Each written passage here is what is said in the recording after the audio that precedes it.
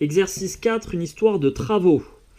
Pour carreler une pièce de ta maison, tu as besoin de 234 carreaux. Donc tu poses du carrelage. Ils sont vendus par paquet de 12.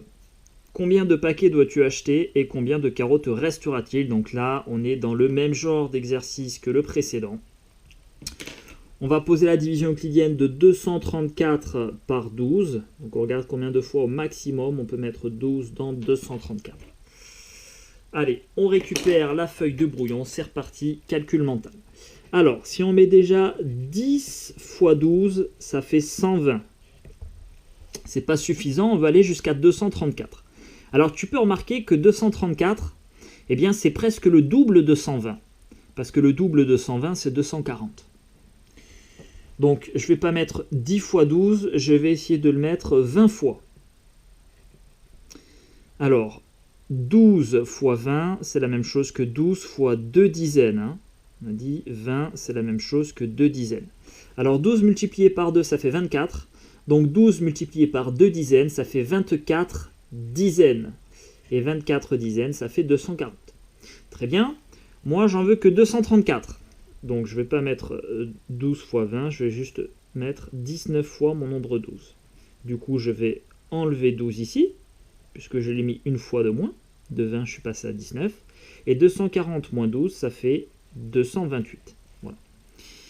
Donc, dans 234, je peux mettre au maximum 19 fois 12. On va l'écrire. 234, c'est 12 multiplié par 19.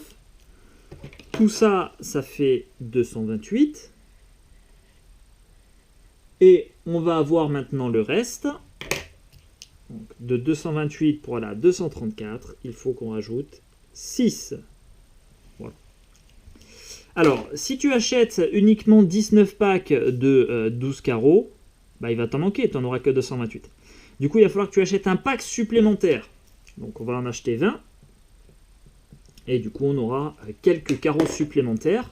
Mais ces quelques carreaux supplémentaires, tu verras qu'à la pause, ils ne seront pas trop. Parce que quand tu fais des découpes, des fois, quand tu arrives en bout, si tu veux, au niveau du mur, tu es amené à découper les carreaux. Et quand tu coupes les carreaux, ça peut arriver qu'il y ait ce qu'on appelle de la casse. Voilà, que tu découpes mal ton carreau.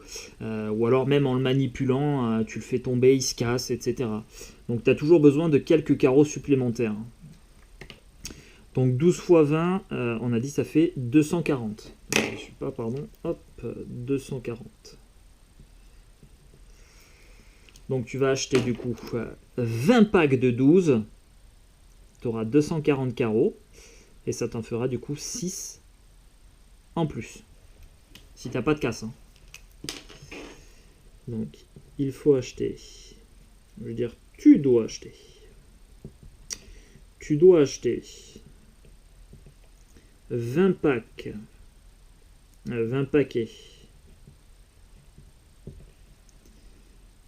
20 paquets donc de 12 carreaux. Et il t'en restera 20 paquets de 12 carreaux.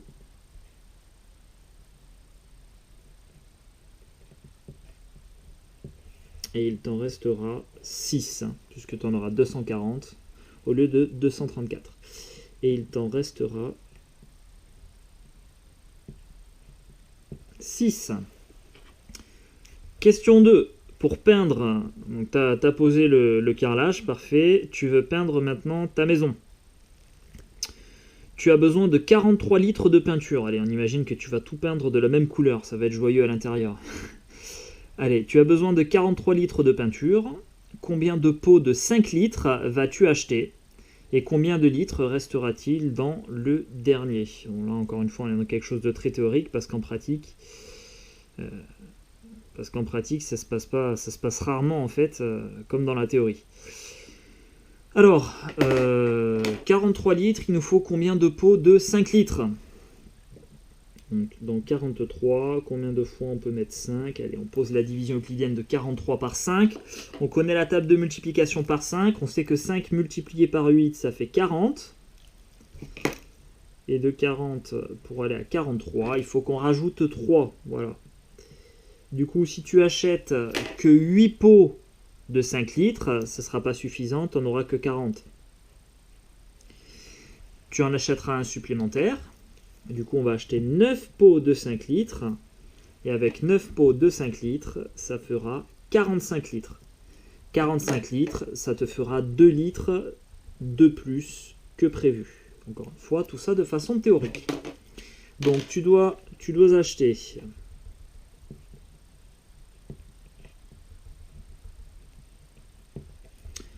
9 pots de 5 litres et il te restera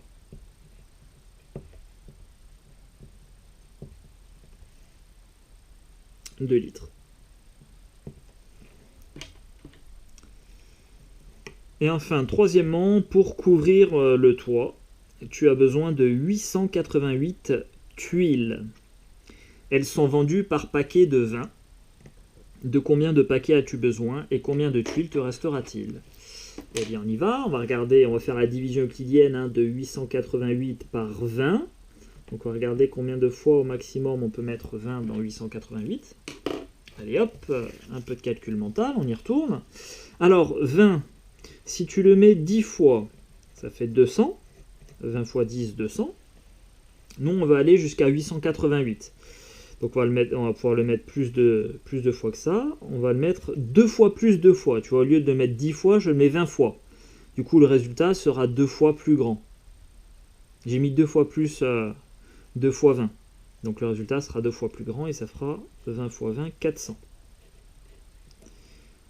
Moi, je vais aller jusqu'à 888. Donc je peux encore mettre 2 fois plus de fois que ça, 20.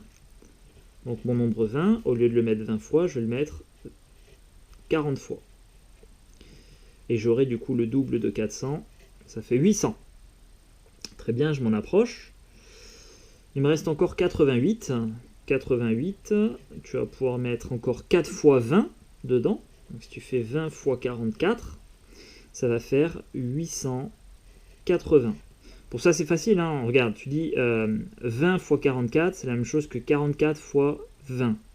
C'est-à-dire 44 fois 2 dizaines. Si tu fais 44 multiplié par 2, ça fait 88. Donc 44 fois 2 dizaines, ça fait 88 dizaines. Voilà.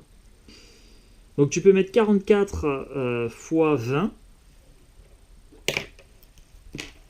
Ça fait 880. Et il te manquera du coup 8 tuiles. Ce sera le reste.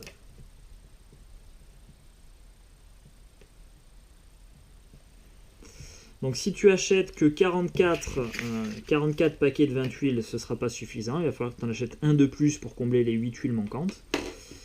Et si on met 45 fois 20, ça fait 900. Donc tu vas acheter 45 paquets de 20 tuiles. Ça va te faire 900 tuiles. Et du coup, tu en auras 12 de plus, là encore, s'il n'y a pas de casse. Donc tu dois acheter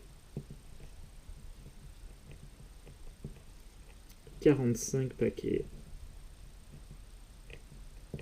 de 20 tuiles.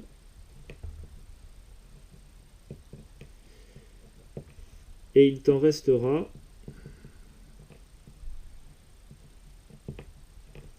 12. C'est parfait.